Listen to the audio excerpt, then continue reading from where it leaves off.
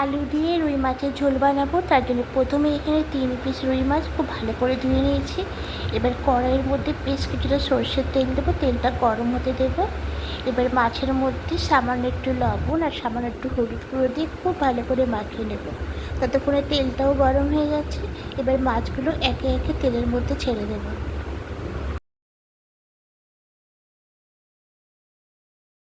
ততক্ষণে এদিকে একটা মশলা করে নেব। মিক্সার জারের মধ্যে কয়েক টুকরো আদা রসুন দেব, 1 চামচ গোটা ধনে দেব, 1 চামচ গোটা জিরে দেব, কয়েকটা শুকনো লঙ্কা দেব আর সামান্য একটু জল দিয়ে এটা পেস্ট করে নেব। মাছগুলো এপিট ওপিট করে লাল করে ভেজে নিয়েছি। এবার এগুলো তুলে দেব। এবার এই তেলের মধ্যে আরেকটু তেল দেব, দিয়ে বেশ কিছুটা পেঁয়াজ কুচি দিয়ে পেঁয়াজগুলো একটু হালকা লাল করে ভেজে নেব। পেঁয়াজটা লাল লাল করে ভাজা হয়ে গেছে। এবার এখানে কেটে রাখা আলু আর টমেটোগুলো দিয়ে দেব। আলু টমেটো ঠিক এরকম পাতলা পাতলা করে কেটেছি। এবার আলু টমেটোগুলো দিয়ে খুব ভালো করে পেঁয়াজের সঙ্গে একটু ভেজে নেব। আলু আর টমেটোগুলো একটু ভেজে নিয়েছি।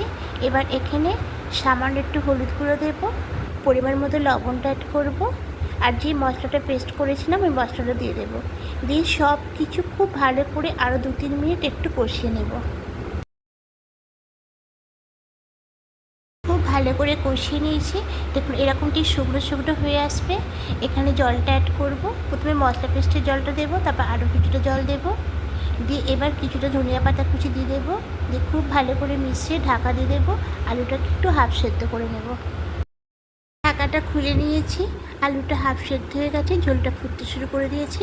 এবার এখানে মাছগুলো দিয়ে দেবো, দিয়ে আবার একটু নাড়াচাড়া করে ঢাকা দিয়ে কিছুক্ষণ হতে দেবো।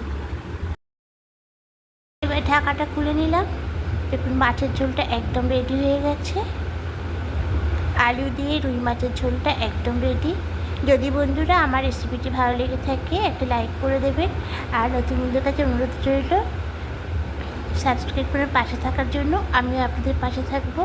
আবার কোনো রেসিপি নিয়ে চলে আসবো। আজকের মতো টাটা।